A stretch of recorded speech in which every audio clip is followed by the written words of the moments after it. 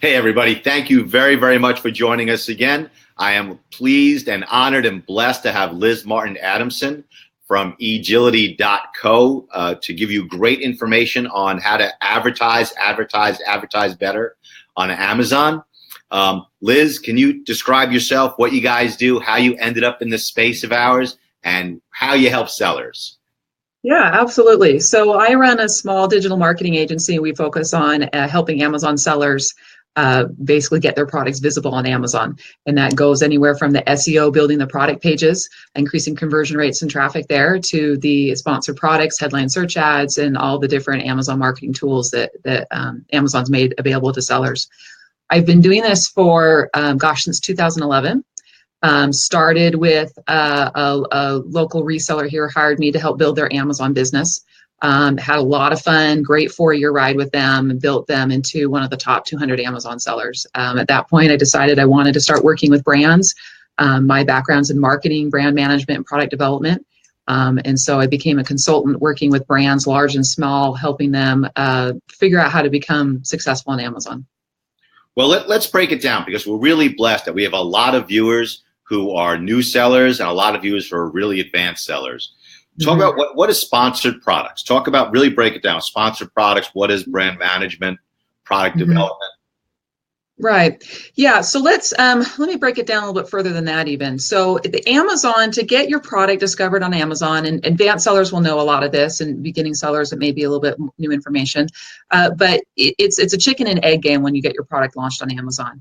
The Amazon algorithm basically rewards good sales. And if you don't have good sales, it's not going to put you on the first page. So how do you get a product that's brand new, no sales history? How do you get that to the first page? And that's where the sponsored product ads come in, headline search ads, and advertising in general. If you are launching a new product on Amazon, you have got to drive your own traffic at first. In those first 2 to 3 months, you've got to be heavily investing in advertising to get those eyeballs on your page, until Amazon will start to kind of recognize your product as a good seller and start rewarding you in those organic search results.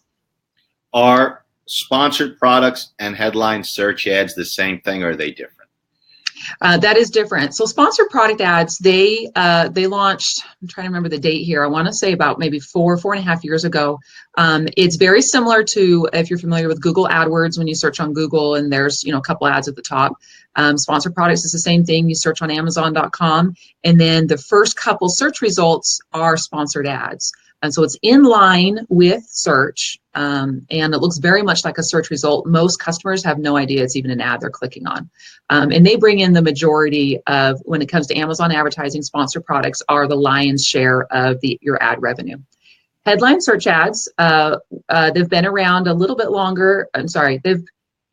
They've been around longer for vendors, and then recently launched for sellers this last year. And that headline search ad is that banner you see at the top of the page. So on Amazon.com, you do a search for running shoes, and there will typically be a banner ad across that top of the page. It'll show you a couple products, have a little message, and then take you to a landing page where you can buy the products. And then below that comes kind of the quote unquote search results, but it's mixed with organic search results and then those sponsored product ads. You mentioned changes from 4.5 years ago, which I think is huge that you know this stuff, because I don't want to denigrate new vendors that are out there, but I think it's, as far as I'm aware, you are the most experienced person out there when it comes to Amazon advertising. So you explain about like how you got into this space and how long you've been doing it and the changes that you've seen.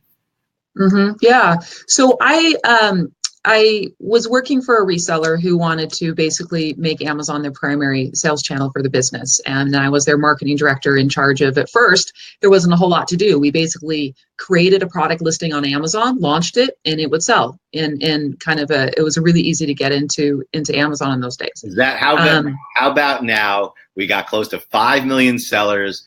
Up to 25% of the sellers are located in China. Is it easy now? Yeah, it has changed so much. I mean, since that time when we first launched, and it was just, easy making money, became more and more crowded. Amazon launched advertising to help you get more visibility, and sellers have had to become much more I guess, quick on their feet, much more aware of current trends, have to be much more aggressive in their marketing. They have to be much more precise in how they build their product pages. No more just slapping up a product page with a couple photos and a few bullets and expecting to get sales. We have to really curate those pages. Mobile optimization is kind of the next big thing we're focusing on right now, is as that traffic starts to shift more and more to mobile, how do we get those mobile customers to engage with the product page? Because they're not going to sit down and read your 3-paragraph description, and so it's a lot more about images and graphic design now than it was in the past. I got to tell you, we're doing the same thing on our site. We're rebuilding for mobile because that's where people are shopping. That's where people are reading. People, these millennials, I don't even know if they're using desktops anymore. It's like all phones, what they do. Yeah, many don't have computer. Yeah. Yeah, right. A lot of them don't even have a notebook computer. What are you doing specifically for mobile? How are you optimizing listings and doing the advertising for mobile?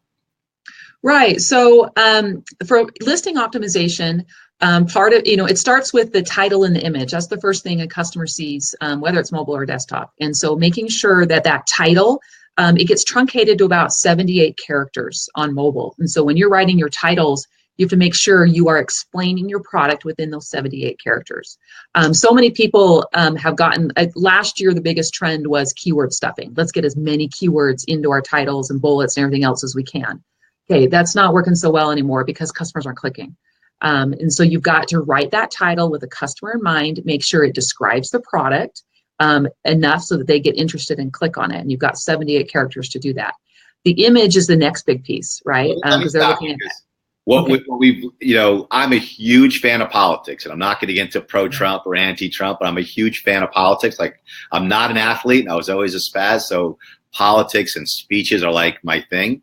We now know that 78 characters or less can change the world. Yes. So, short and brief, you can do a lot of damage or a lot of good with that. Yeah, a ton of damage, a lot of good, or definitely a lot of entertainment. Yeah, that's for sure.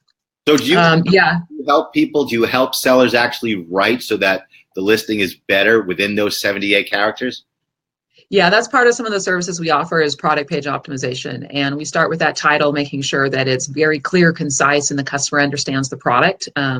And then the bullets would be the next part of that copywriting, where we are using, when I say we don't keyword stuff, we are doing that keyword research. We are understanding how customers are searching, but we're using those keywords more wisely than maybe you see a lot of sellers doing. We're not just long strings of words. It's actually making a sentence that sells the product to the customer. Is Amazon coming down on keyword stuffing? I know it doesn't really work anymore, but are they coming down on it like the way Google altered their algorithms? Yeah. We've seen a little bit of that. If you look at kind of the evolution of that back-end search term field, way back in the day, you would just put whatever words you wanted in that back-end search term field. It would get you indexed. It would help you get page views. Amazon at one point expanded that field from, it was like 50 characters across 5 fields to 5,000 characters total. And all of a sudden you had all this room to just keyword stuff the heck out of your product listing. Well, they did an about face on that really quick. I think they saw too much spamming, too much keyword stuffing, too many. What they're most concerned about is relevancy. Amazon only wants to show your product to people who are actually going to buy it. And they determine that by the keywords that the customer uses to search. And if you're trying to use keyword searches for running shoes and you actually sell ballet slippers, and if Amazon shows you for running shoes, you're not going to get a sale, and Amazon knows that. And so they have these algorithms built to kind of help determine some of that relevancy. And with that, so that problem kind of really exploded when they did that 5,000 character limit. So they rolled that back really quickly. As most sellers know, we're now limited to 250 characters in the back end field. And so they're not letting sellers just get away with spamming all sorts of stuff. And as I've worked with sellers, and I've worked with some of them who have kind of used less relevant words or words that are illegal, like you can't use brand names, you can't use, even I was working with a product that one of its uses was for acne. We couldn't use the phrase cure acne, they don't like claims like that. Well, anyway, so yeah, relevancy is a big thing. We see the same thing. Like, we see a ton of intellectual property complaints because people are using brand names or trademark terms or copyright terms. in the back end and in their listing, and it results in easy to find complaints for the brands, and they assert them, and they're very successful. But we're seeing the same exact thing. So you got to be careful what words you're using. I'm always a big proponent of sellers focusing on what they do best, which is usually identifying products, running the dashboard, delivering great customer service, but farming out the stuff that they're really not competent at doing. You know, like drafting these listings, like optimizing it for mobile. I mean, these are things that, you know, you don't really need to be a genius in all things. You need to know how to find great people. And this is it. Yeah, that's exactly right. Is, you know, do what you do best, find the experts to help you with everything else, whatever that is, whether it's listing or legal issues or, you know, even just scouting for products. You can hire people to even help with that. But all right, tell us about gearing up for Prime Day. We know it's a bit early, right? But let's start telling sellers, you need to start getting ready for Prime Day now. Yeah, those emails have already been going out. You've probably seen some of those asking you to submit lightning deals for Prime Day. That's kind of the, for most sellers, that's the biggest kind of offering you can do is a lightning deal. They do cost money. I haven't looked at the prices this year yet. We're still actually in the middle of making plans for several of my clients. But pricing typically for a Prime Day lightning deal is typically between $250 and $500. That's in addition to whatever discount you're giving on your product. But you'll get put on that deals page. You'll get put in those prime spots where, you know, customers will see your product and click through. We typically see, kind of depends on the product and the niche. Some people are so specialized, it doesn't really matter. People aren't going to buy their products. And so you kind of have to think about what niche you're in. If it's truly a consumer product good, you know, if you're selling a face cream or running shoes or whatever it is, you will do well to advertise on Prime Day because people will be looking for deals on the stuff that they use every day. They'll be looking on deals on the big things too. If you're selling computers or barbecue grills or whatever it is, those higher priced items, you know, running sales on that will definitely get you some traffic that day. If you can't get a lightning deal, go ahead. I'm in awe of Jeff Bezos. I mean, absolute in awe. World-changing business, really stuck to his guns, and just creating Prime Day out of like whole cloth as what is it now? Second, the new holiday, the biggest day. He just made it up. So it's awesome. Yeah, it really is. And they continue to expand it. I mean, it's no longer just a day. It's now like a week's worth of deals. You know, they run sales and deals that whole week. They're running heavy advertising. Prime Day, the actual day, it's usually the third Tuesday of the month. They have not announced the dates yet. They're keeping that under their kind of under wraps still. Even on the biggest day, they need the 3P sellers to make them they're still keeping secrets. Hey, we've got a question from Ivy. And everyone who's live right now, send in your questions. I'm happy to read them, and we'll try and answer your questions. Ivy says, let's see. She just signed up one of her products. What should she expect for that particular day? I guess also what prepare for it. Yeah, you need to make sure you've got inventory, okay? So make sure you've got plenty of inventory. Amazon does have, since they haven't announced the date yet, they haven't announced the deadlines yet either, unfortunately. But watch for those emails. They'll start sending those out as soon as the day is announced. But you need to have products in the warehouse, I would say by mid-June to be safe. Make sure you've got plenty of inventory in there. If you're trying to send in inventory the first week of July, so we're assuming that Prime Day is going to be about the third week of July. If you're sending in inventory the first or second week of July, keep in mind that everyone else probably is too, all the other procrastinators, and it's going to be backlogged. You're not going to get received in time. So just don't plan on restocking in July. Get it done in June. Make sure you're stocked up. You know, if you're running lightning deals, make sure you've got that inventory plus some. Let me interrupt you for a second. Also, Amazon, you know, we learn a ton of information by cross-examining Amazon's witnesses through our arbitration. So a lot of the stuff I can't reveal, but I think it's public information that Amazon is accepting. It's like 3 deliveries per second on their normal day. So when Prime Day starts rolling around, you know that's going to increase. And the more deliveries that are made, the more logins they have to do, the more screw ups they're going to make. So my personal opinion, it's not really based on much, is that if you wait longer, not only will it be harder to get it in, there's going to be more mistakes. You're going to send in 1,000 units, and instead of Amazon giving you credit for 900, you'll get credit for like 2, you know? Yeah. So really get on the ball early. Also, do you now, as you're doing the listings and gearing up for Prime Day, there's also play into how you're going to use those 78 characters and the listings? Do those things interact? We don't, not too much. I mean, you do want to make sure your product pages are well optimized before Prime Day, because that will optimize your traffic coming in and your conversion rates. If you feel like your listings are well optimized, I don't recommend going in and going, oh, I should shake things up now. Don't do that. If you do want to do some A/B testing, that's always a good idea. There's a great piece of software that I love called Splitly. I'm trying to remember who runs it, but Splitly is a great A/B testing software where if you're just not sure if your title or your images are totally optimized and ready for Prime Day, you can use that to run side-by-side tests. And so it will rotate your title or your image or your bullets, and I only test one thing at a time. Don't test everything. But test your title, and it will test an A version and a B version of your title. It will rotate it out every day and come back with results and say this title had more conversion rate or this title had more traffic, and kind of give you recommendations. So if you're not totally sure on whether or not you still need to optimize, you can use a product like that to kind of test some, kind of fine tune those things, fine tune the title, your images. The images are the next really big item you've got to look at and make sure those images are sharp and clear and communicating value. So now that we've hit, it's the first week of May, right? So now's the time to redo your listings or call Liz and arrange for a consultation or for her to take this over for you. It's time to tighten up your images, which I want to talk about. But this all now has to happen very, very quickly because, again, you don't want to make any changes as Prime Day gets closer and closer, and you got to get your inventory in. Yeah. You just, because what you don't want to do is you don't want to because anytime we're optimizing a listing, we're making an educated guess on how, especially with the listings that are already pretty well fine-tuned. If you're wondering if there's more fine-tuning to do, sometimes you make the wrong guess, and you actually lose something and lose sales or lose conversion rate. And so, but then there's listings that are truly terrible and have maybe 5 words per bullet and a title that communicates absolutely nothing. I mean, those absolutely, let's overhaul them, let's get them done. And then the more fine-tuned listings we want to be more and more careful with. When I get a client who calls me up and say, hey, look at my product page, and at first glance, it's a solid product page. They're using great keywords.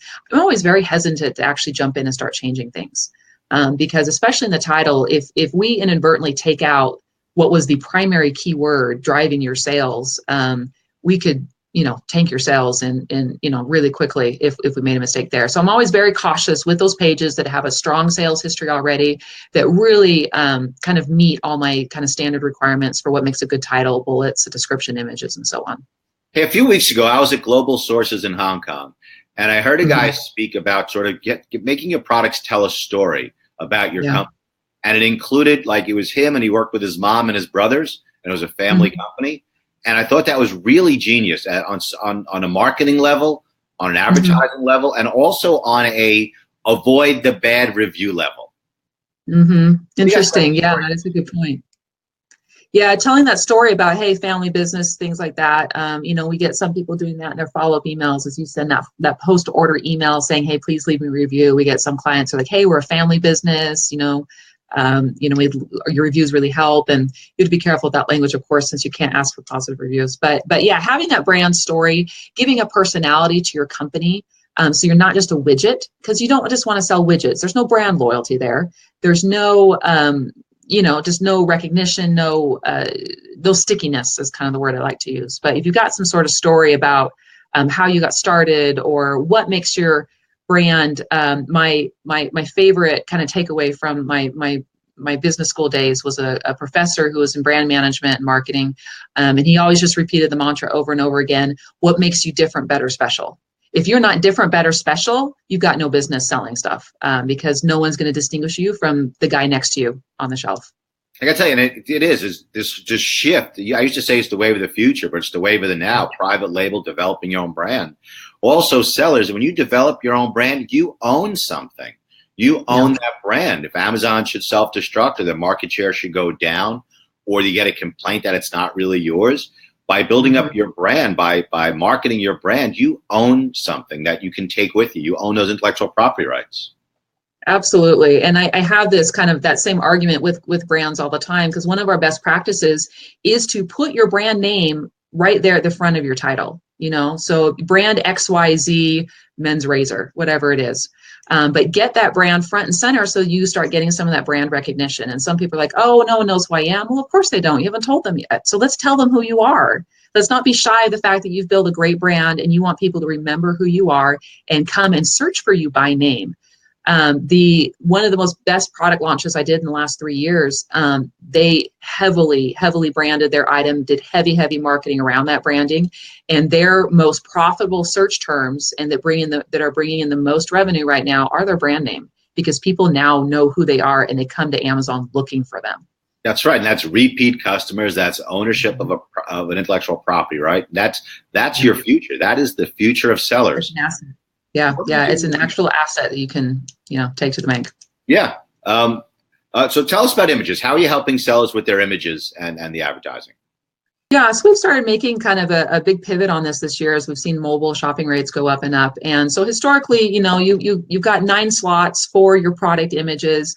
You usually put, your primary image. Amazon has a lot of restrictions around that. It's only a white background, only a picture of the image, nothing else in it. So there's very strict restrictions around that. You have to follow that. No logos, no copy, nothing.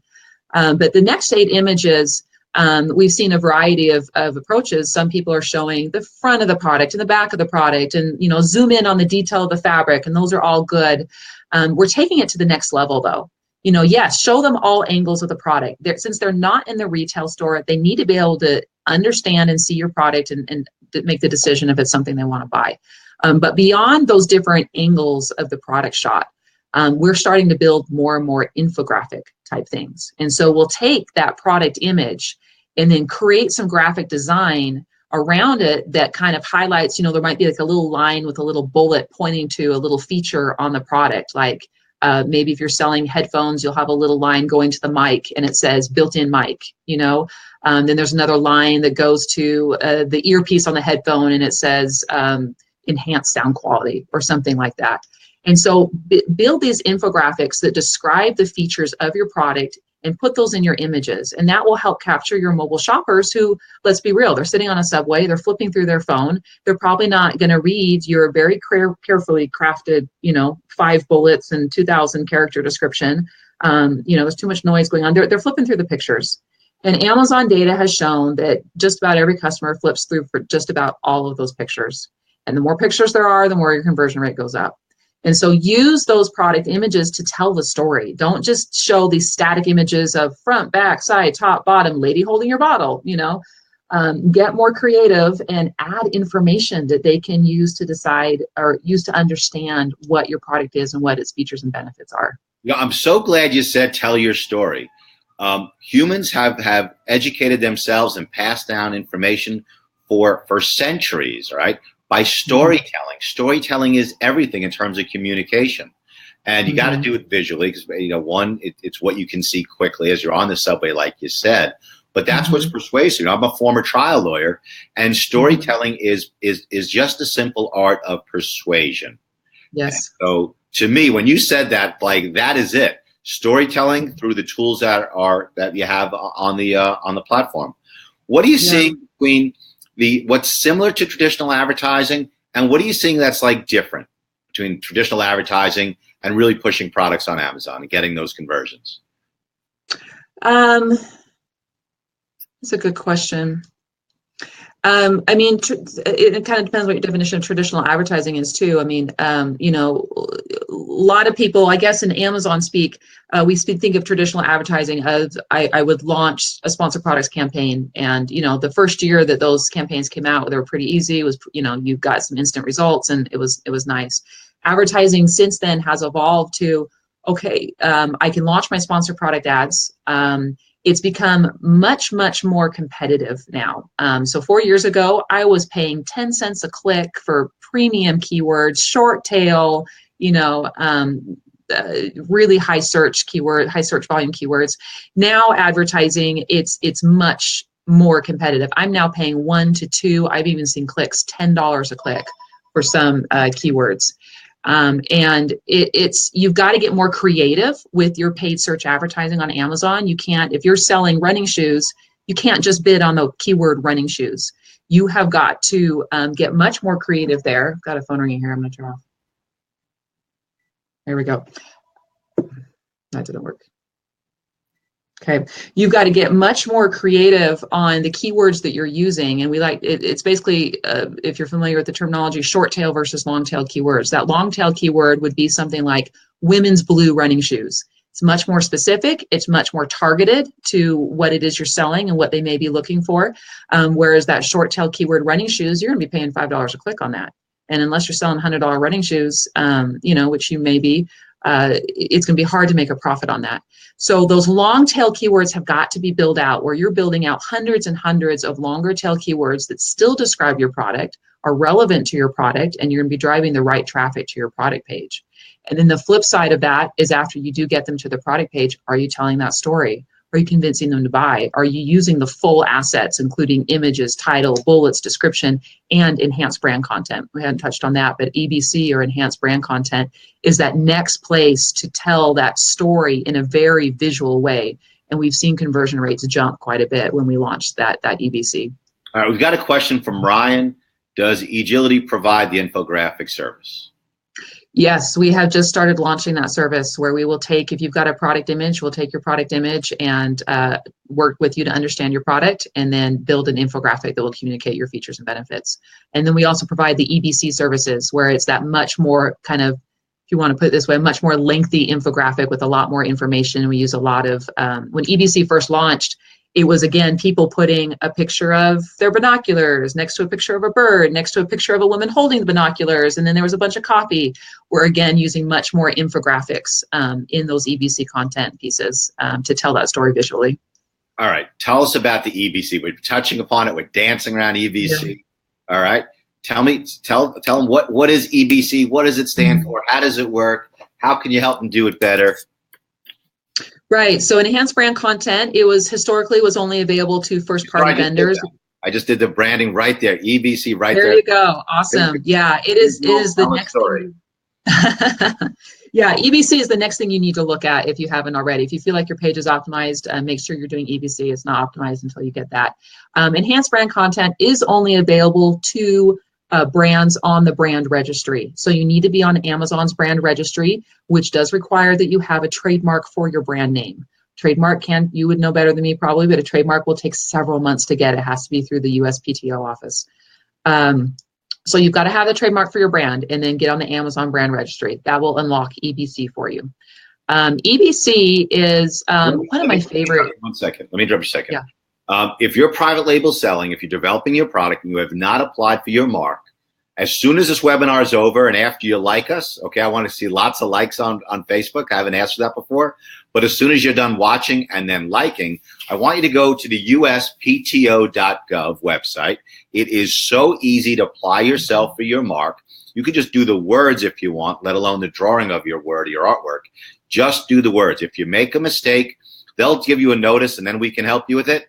But you can do it yourself, and you got to do it to get brand registry. And 2.0 is here. Brand registry 1.0 is practically gone, and you got to have it. So it's going to take about 3 months to get assigned to a rep at the uspto.gov to look at it. You're looking probably 9 months till you get approval. But you should do it like yesterday, and you can do it yourself. Yeah, and double check that. If you go to, I want to say it's brandregistry.amazon.com. And they have a list of FAQs, and the first FAQ explains exactly what type of trademark you need, because there's about 3 trademarks right now that Amazon's accepting, and they're pretty general use trademarks. Like, it's nothing really, something that people don't use. But take a look at that list and make sure you got that right type of trademark. I have had 1 or 2 clients who inadvertently had the wrong one.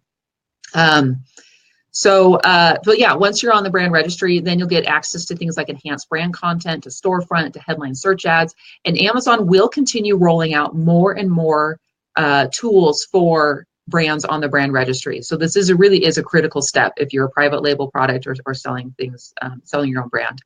Enhanced brand content, one of my favorite pages with enhanced brand content. I'm a huge fan of Bose speakers. I just love their speakers. I've got several products. If you go to any one of Bose headphones, Bose speakers, whatever it is, go look at something. You scroll about halfway down the page, it'll say either about the manufacturer or it'll say product description, and you'll see kind of a glimpse of what a really amazing enhanced brand content piece looks like. I'll give you one caveat. the enhanced brand content that Bose is running is available only to giant first P vendors like them right now. But you'll get an idea of where Amazon's going with this, because even though it's only available to sellers like that right now, this content's very dynamic. It's really cool if you go look at it. But that's where Amazon's going. They're going down that road of very visual, very interactive content on their pages. So for sellers right now. And very brand centric. It started roughly, 2.5 years ago, when they really were starting to cut the legs off, RA sellers and focusing on brands and limiting on listings. Yeah. There's still a ton of money to be made in retail arbitrage, and a lot of our clients are doing very well. You get suspended, we can get you back on. But the future is branding. The future is private label. Yes. The future is developing ownership of something. I agree with you. I hate the way they give the big brands, just a lot more tools and a lot more ability. This whole thing that, brand, gating was going to be available to everybody and large and small be treated the same turned out to be a bunch of BS. At least that's from our perspective of it. But being able to see how it looks is really, really a huge, huge boon. You can see what the future is and start getting ready for it. Yeah. And that's where Amazon's going, is focusing on brands and focusing on that visual content. And that enhanced, just to circle back around to EBC, we can't do something like Bose can do right now, which is just really cool content. We still can load a very nice looking page full of graphic design that tells your story, that highlights your brand. And it does increase conversion rate. We've seen that go up anywhere from like 4 to 6 points. That conversion rate really just jumps once you get that enhanced brand content there. And that is part of what optimizes you for mobile as well. Because if you're on mobile, that's one of the first thing that pops up is if you've got EBC, that'll pop up, they can click through. Amazon just kind of redesigned how they do EBC so that it is more mobile friendly. It's kind of more modular. And so it displays very nicely on mobile now. I loved how the pieces of puzzles fit together, right? The mobile, the enhanced brand content, fixing the images, fixing your verbiage in the limited amount of space. And to me, this is something that really does require, expertise in this area, because our space, or your space as sellers, has become so much more competitive. And you really need much more expertise in order to do well. And if you're just getting online, which I encourage. Amazon is still probably the greatest opportunity in the history of commerce for people. That you really should talk to experts, to like Liz on how to best get your products up there. Hey, Liz, the time is ticking, and as people who watch this every week will see I don't have my children's paintings in the background. I'm in beautiful Chicago. It's the greatest weather, I think, of the year in Chicago. We're opening up an office here in Chicago. There is a ton of litigation about brand protection in the Northern District of Illinois, which is why I'm here right now. And that's why we got different paintings in my background. So if you can, tell the listeners how they reach you, how they can contact you, and the website and all that kind of stuff. Yeah, so you can find us at egility.co, and you've got that name up on your video now, egility.co.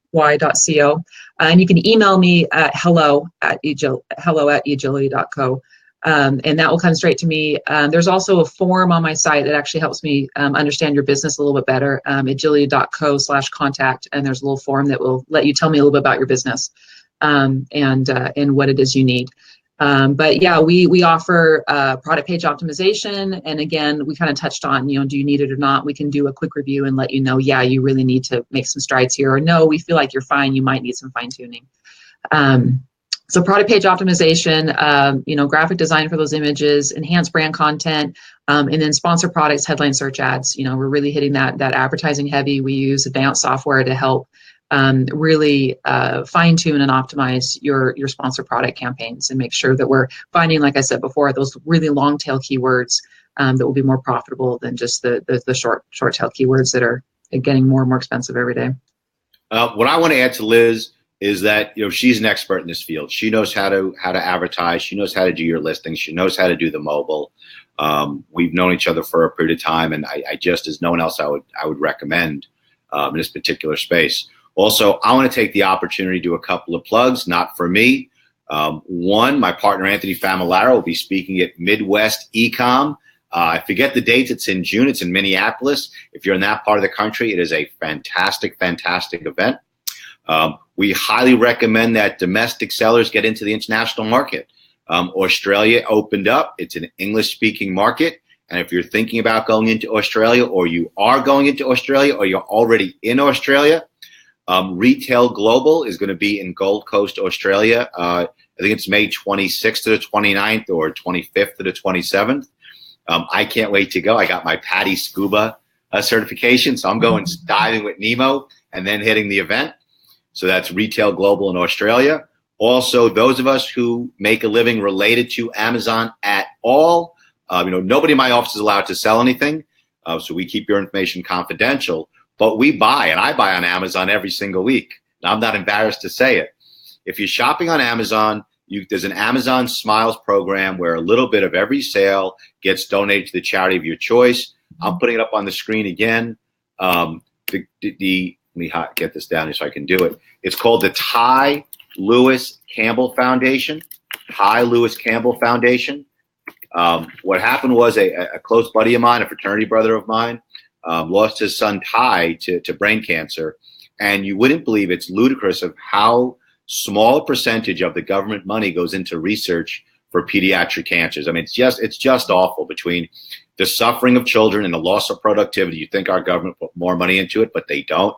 And Lou Campbell and his wife Cindy Campbell created this foundation, and they raise money to find cures for pediatric cancer. So if you don't have a charity, please pick the Ty Lewis Campbell Foundation. And if you're not already using Amazon Smiles, Jeff Bezos has enough money, okay? Take him up on this great, great program where they do donations. Amazon Smiles and the Ty Lewis Campbell Foundation. Liz, thank you so much for being on. You guys have your email address. If you post anything, we will answer it. We'll get back to you.